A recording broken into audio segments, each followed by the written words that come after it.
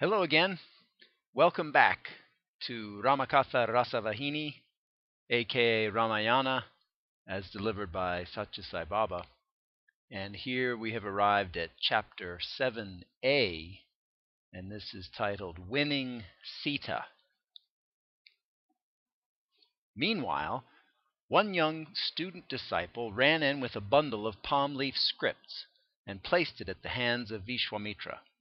He turned over a few leaves and passed it on to a revered old hermit sitting by his side. The master asked the old man to read it aloud so that all might hear.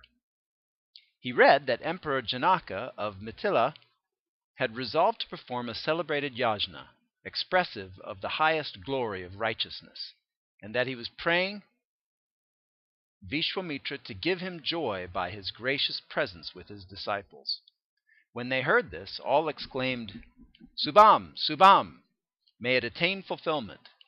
Viswamitra said, "Sons, now that we can travel through the forests free from fear of demonic gangs, I've decided to start on the journey to Mithila with all the residents of the ashram tomorrow itself."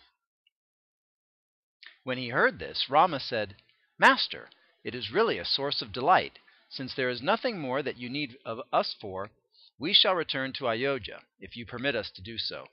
Please allow us to leave." At this, Viswamitra said, "I have given word to Dasaratha for a few more things.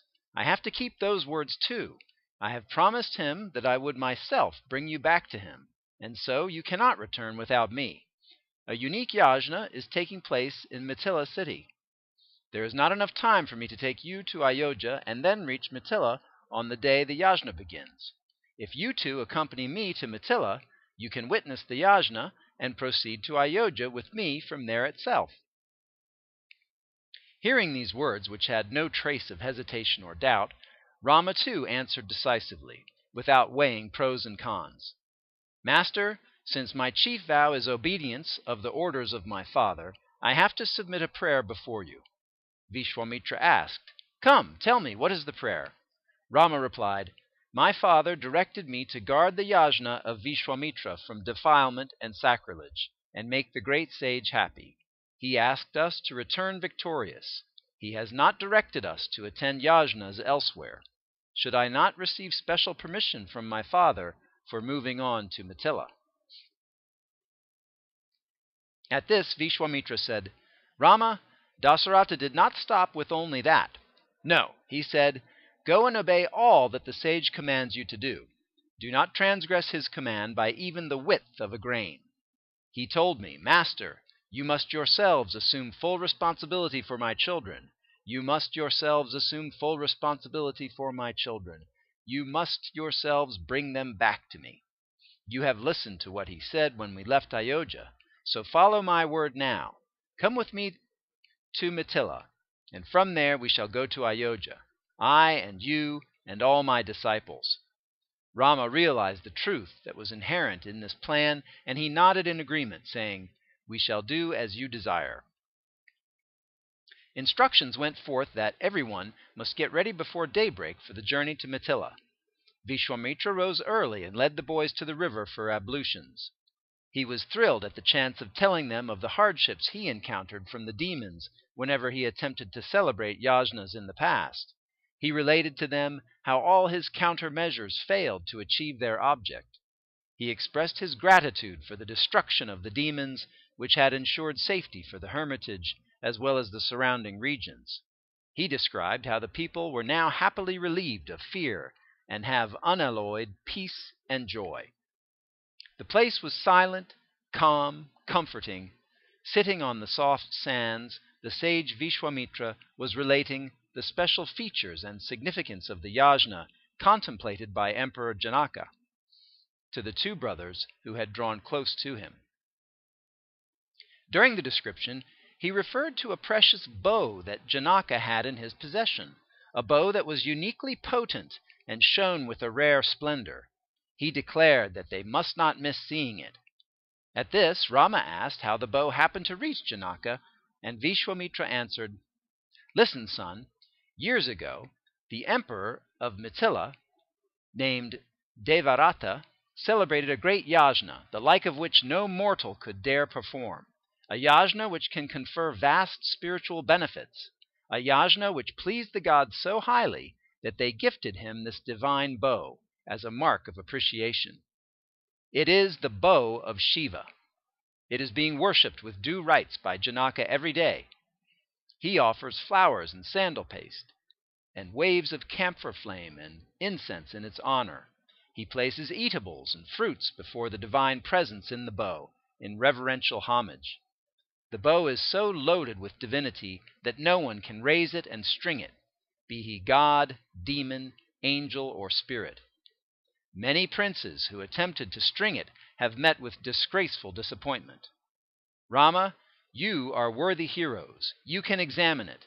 During this coming yajna, the bow will most probably be on show, so this is a good chance, certainly.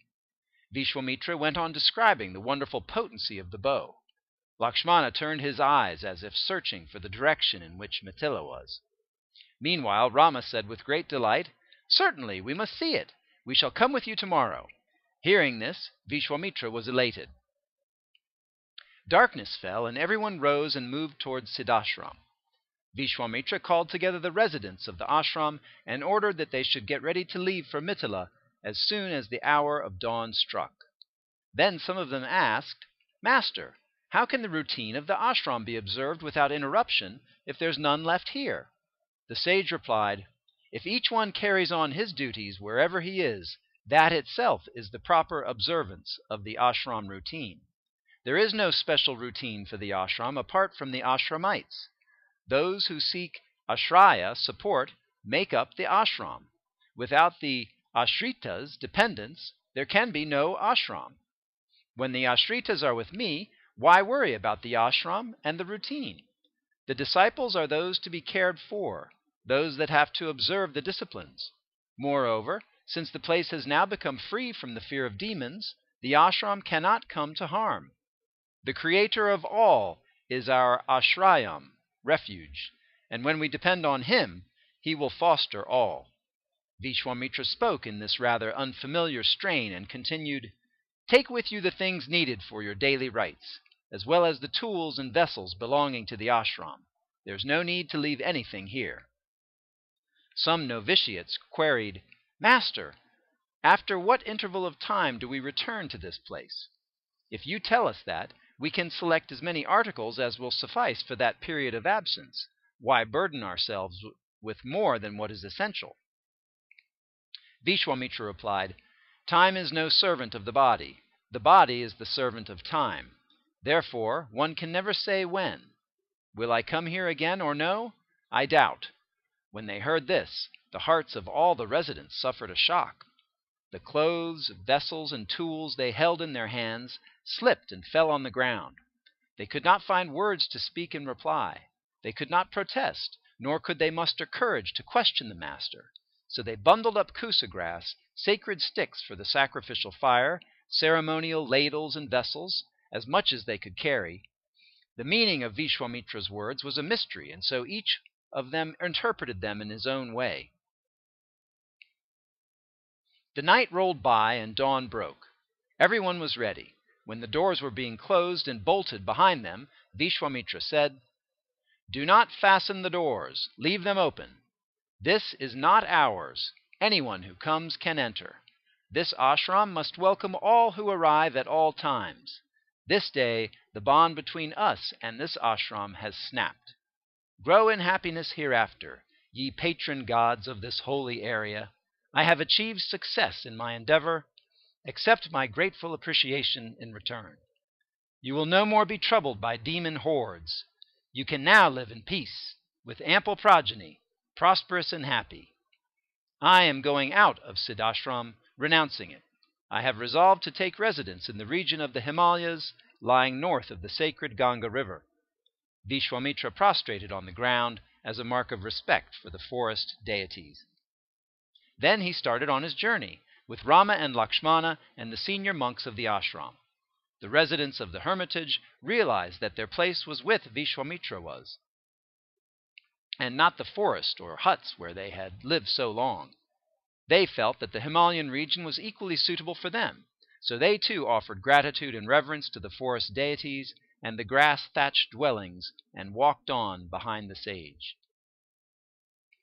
While they were thus proceeding in the northerly direction, they saw behind them, following their trail, thousands of deer, peacocks, birds, and beasts of the jungle, running with raised tails in eager haste of yearning. Viswamitra stopped, and turning towards them he said, "O denizens of the jungle, the places to which I am going are not congenial for your style of living, for your safety and security. This forest is your natural habitat. Do not be sad at the separation. Do not follow us. Remain here itself. God will grant you peace and joy." He took leave of them too, before he resumed the journey. The day's journey brought them to the bank of the Sona River. They had perforce to spend the night at that place itself. They took their bath in the river and finished the evening ablutions. Then they gathered around the master, eager to listen to his tales. Rama asked, "Revered sir, this region appears rich and prosperous. What is its name and history? I would like to know." Viswamitra replied, "Rama, Brahma had a son through sheer will. He was named Kusa. He was a great ascetic, steadfast and strict in vows, heroic in spiritual adventure, learned in the science of morals. He wedded the daughter of the noble ruler of Vidarbha. The two lived in the awareness and practice of the four ends of human life: righteousness, prosperity, affection, and liberation. They had 4 sons: Kusamba, Kusanaba, Adhur Tarajaka, and Vasu, each one equal to the father in virtue, and highly evolved in righteousness, integrity, and other excellencies of the warrior caste. Kusa divided the world into 4 parts, and assigned 1 part to each of them, directing them thus: "Sons, rule over the part assigned to each of you, and prosper." Therefore they entered upon their new duties, and carried out their father's command. Each of them started constructing a capital city for the kingdom. Kusamba built Kausambi, Kusanaba built Mahodaya, Adhurtarajaka built Dharmaranya, and Vasu built Girivraja. Rama, this area is part of the kingdom of Vasu. We have around us 5 hills, and so this city is called Girivraja, collection of hills. This auspicious Sona river is also known as Sumagadi, so that this region is named Magadha. The Magadi flows from east to west here, like a jasmine garland placed among the mountain valleys. The majesty of Vasu has blessed the land on both banks of this river to be evergreen and plentiful. The second son, Kusanaba, was well established in Dharma. He was a pillar of righteousness. He had a number of daughters, but no son. He taught them right conduct and behavior according to the rules and disciplines laid down in the scriptures. He emphasized that forbearance is the grandest gift one can give another. It is the most prolific fruit-bearing yajna, the most beneficial way of being honest, and the root of all right thought and action. He gave them this lesson even from the days when they were fed at the mother's breast. They were later given in marriage, all of them, to the ruler of Kampilya city, Brahmadatta by name. When they all left for that city, his house became empty and barren. "Alas," he moaned, "this house, which was so bright and resonant with wit and laughter, has today become dark and dumb, dull and deep in gloom. Daughters, however many you may have to leave the parental home, rendering it drab and dreary. If only I had a son, this calamity would not have overpowered me." Thus he entertained the longing for a son. Just then his father, Kusa, happened to visit him, and he inquired the reason why he looked sad and full of concern. The son laid bare before him his mind and its anxieties. Kusa chided him for becoming so worried for this particular reason. He blessed him that he get a son soon, and as he blessed, so it happened. The son born was named Gadi. He grew up a very devoted, virtuous prince. Since he was born in the lineage of Kusa, he was known as Kosika. His sisters lost their husbands after some time, and as dutiful wives, they immolated themselves and gained heaven. They were born on the Himalayas as sacred rivers, which joined together to form the famous Kusiki River. Kusika was attached very much to the eldest of the sisters, Satyavati by name, and so he took residence on the bank of this river and established himself at Siddha Ashram, and celebrated the yajna he had resolved upon with ceremonial rectitude. Rama, through your immeasurable heroism, the yajna I had resolved upon has come to its successful conclusion. It has borne fruit. My rigorous vows have been fulfilled. At this, the monks who had gathered around the sage exclaimed, "Oh, how wonderful! Really, we are fortunate that we could listen to the story of the hoary ancestors of our master. Oh, what a great source of joy the story is! The Kusa line is indeed consecrated. Those born in it are equal to Brahma himself in sanctity.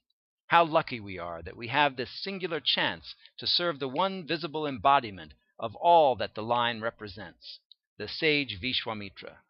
This chance must be the fruit of merit accumulated through many lives in the past." Viswamitra interrupted them and said, "I would not have dwelt on all this, but Rama, your question prompted me to reply. I do not give details regarding this body and its antecedents. It is already night. Let us take rest. Delay in going to sleep might slacken the speed of our journey tomorrow. Rama, see, the moon is peeping through the branches of yonder tree to catch a glimpse of you. It sends down cool rays to refresh the earth that has suffered long the hot rays of the sun." That night everyone was ruminating over the tales of the forefathers of the master. They awoke from sleep pretty early and finished the morning ablutions. They performed the daily rituals too and got ready in time to continue the journey. They came near Viswamitra and fell at his feet. Then they stood one behind the other on one side, awaiting orders. Rama said, "Master, the river Sona is not deep at this place. The water is clear. We can wade across. No boat is needed." Viswamitra replied, "Son, you are strange to this place, and so you do not know the exact place where we can wade across. I shall go first. You will follow me." The sage walked into the riverbed and moved on. Everyone had his bundle slung on his shoulder.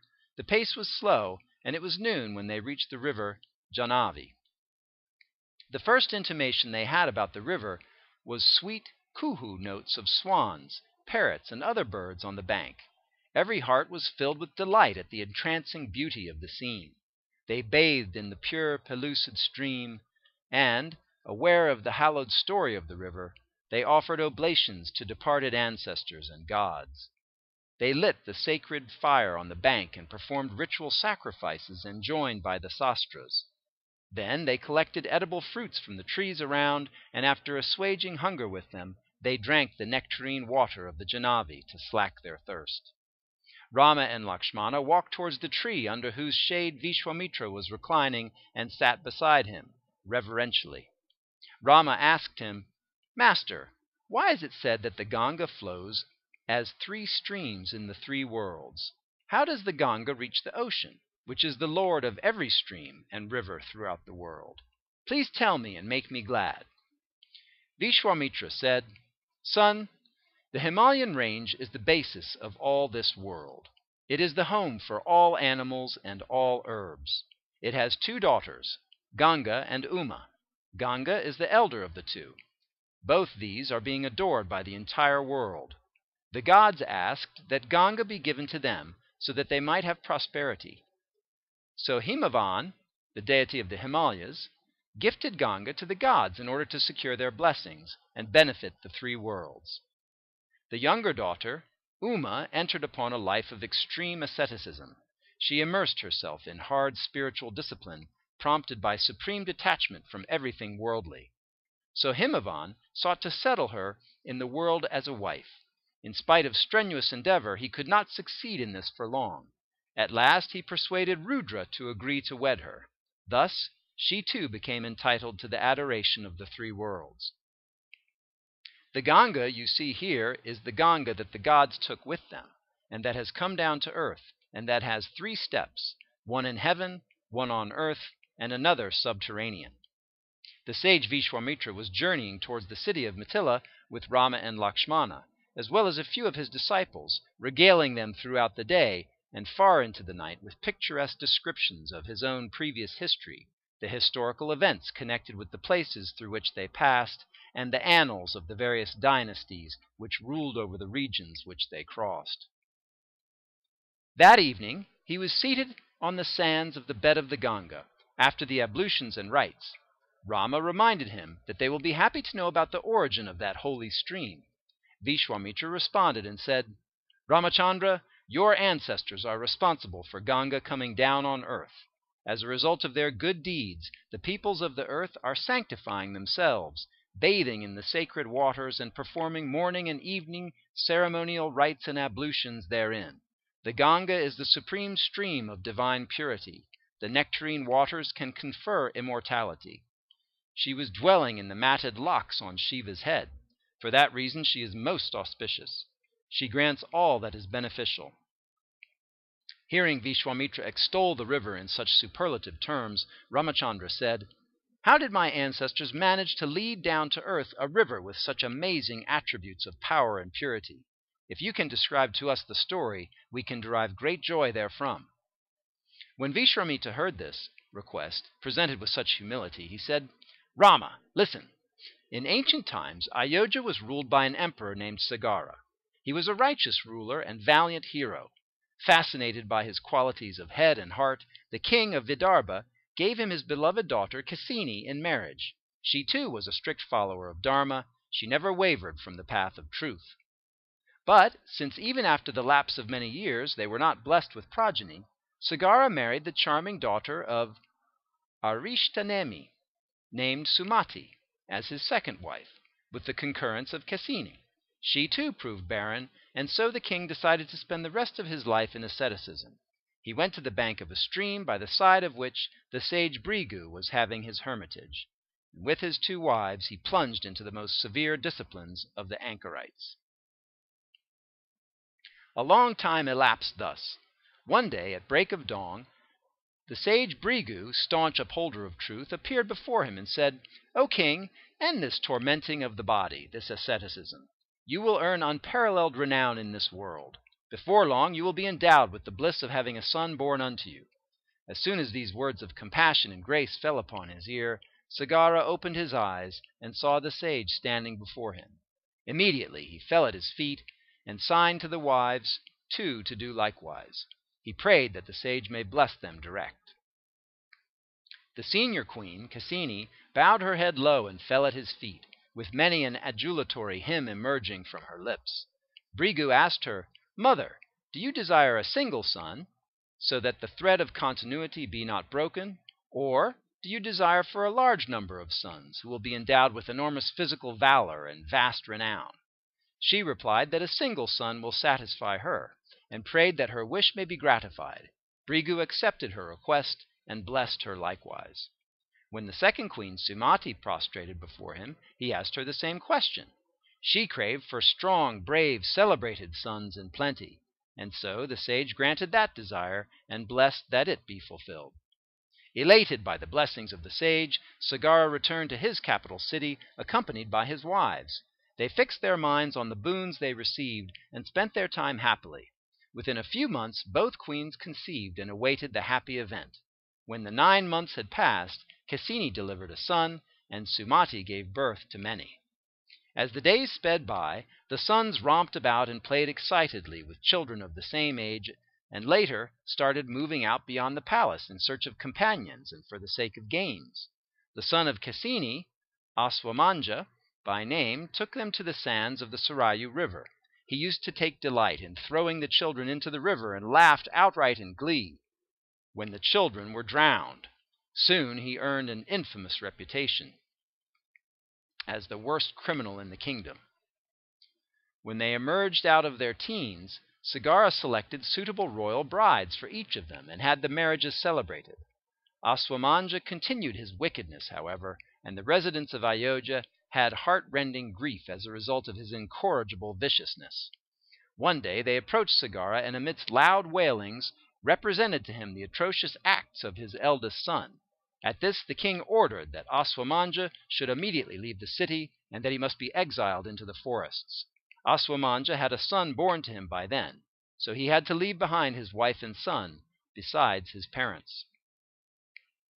Years passed. Aswamanja's son, Sumanta, grew up, won renown throughout the world as lovable, virtuous, and valiant. Once Sagara decided on the performance of the great Aswamedha, and the horse sacrifice, and fixed an auspicious moment for starting the rites. While Viswamitra was at this point in his narration, Rama put in a question. Master, was the horse sacrifice performed in Ayodhya, or did he choose some holy river bank for the purpose? Viswamitra smiled and replied, Rama, I am realizing how earnest you are about sacrifices and how reverent your attitude towards sages is. I shall describe it in detail as you desire. Listen, there's a holy range facing the Himalayas from a distance, called the Vindhya range. The region in between is sacred for all yajnas and yagas. The horse sacrifice was done in that region. Experts in the recitation of Vedic hymns gathered there, and the mountains echoed and re-echoed to the loud and correct recital of the prescribed ritual formulae. Thousands were watching with great joy the unique ceremonial. Just then, the beautifully caparisoned horse was led in and worshipped. Later it was left to roam where it willed. In order to overcome and defeat any opposition to its free movement, indicative of an ambition on the part of the ruler, who so opposes to be free from the domination of their suzerain Sagara, Sumanta followed its footsteps, with his army fully equipped to meet all contingencies. After an unopposed round of the entire country, the horse was led back. The exact moment when the sacrifice had to be done in orthodox Vedic style approached, and people went to bring the animal in. But the horse was nowhere to be seen. It is laid down that the loss of the sacrificial animal and its non-availability at the auspicious moment bodes ill for the organizers of the yajna. So Sagara was naturally upset. He sent the numerous sons of his second wife, armed and equipped, to discover the horse and bring it back to the sacrificial altar.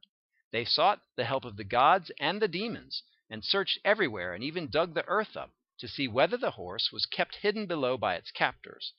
But they had to return and report that their mission had failed. Sagara was enraged at this. Of what avail is this numerous progeny, if you announce to me only your incompetence? Why stand before me with faces darkened with disgrace? Go and do not come to me until you recover the horse. The sons reacted sharply to these angry words. They went back into the world, determined to leave no spot unexamined. Mountains, hills, lakes, rivers, caves, towns and villages, forests and deserts. Why lengthen the list? They looked closely at every yard, every foot of ground. While they were proceeding thus, they found in one place a hermit, deeply immersed in dhyan. The horse was there, near him, calmly nibbling grass. They were overcome by delight when they saw the horse, and by anger when their eyes fell on the hermit. They were tossed between two conflicting emotions. They lost their sanity as a result of the irrepressible feelings. Their reason failed, their hearts were petrified. They shouted in the ear of the hermit, "Villainous brute, you have stolen our horse and hidden it in your backyard." The sage Kapila slowly opened his eyes and looked around. The sons of Sagara stood around him and poured abuses on his head. Some even got ready to give him a heavy thrashing. Kapila saw that words and arguments were futile weapons to meet those bullies. He decided that he must deal with them differently. He burnt them to ash merely by casting his eye on them. Greatly distressed at the inordinate delay caused by their failure to return, Sagara was agitated much. How could he stop the sacrifice that he had gone half through? How could he continue and finish it? Seeing his plight, the grandson, Sumanta, fell at his grandfather's feet and offered to search for the horse and his uncles and bring news about them, if only he was sent on that mission. Sagara blessed him and sent him on that errand. Sumanta was at his job day and night. At last he was rewarded by success. He saw also signs of his uncles having been reduced into a heap of ashes. He was anxious to perform obsequies for the departed souls, but he could not see any well, tank, lake, or stream. This was essential for depositing the funeral offerings. Heavily laden with sorrow, he moved some distance forward. A reverend old man came across his path and told him, "Do not allow grief to overpower you, dear son. Your uncles were reduced to ashes by sage Kapila, with the welfare of the world also in view. Do not be content to offer the ritual obligations in mundane waters. Get the holy water of the celestial Ganga. Bring the Ganga down to earth, and let the sacred waters flow over the ashes. Then the manes will be saved. But first, take the horse with you and perform the sacrifice unto its glorious conclusion.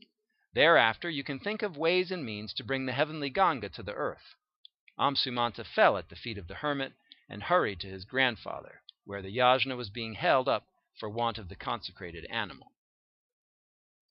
Sagara was awaiting its arrival with sleepless anxiety, both night and day, and so, when the horse was brought, he and the Ritwiks, the Vedic scholars who officiated as priests, were filled with delight.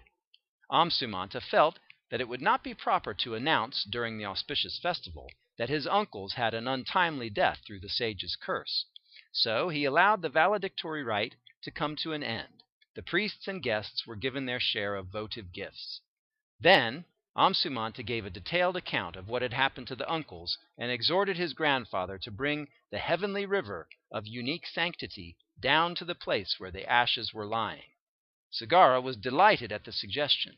He engaged himself in many ascetic disciplines and ritual ceremonies, which, according to the advice of elders, would induce Ganga to give him the boon he wanted. But he could not succeed. He waned in health day by day as a result of grief at the loss of his sons and the failure of his attempt to ensure a bright future for them. At last he cast off his body, a disappointed man.